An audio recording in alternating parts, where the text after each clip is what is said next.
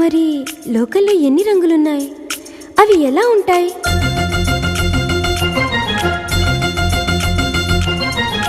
బుగ్గ మీద వెచ్చని సిగ్గు వచ్చినప్పుడు దానిని అడుగు, ఎర్రదనం అంటే చెబుతుంది.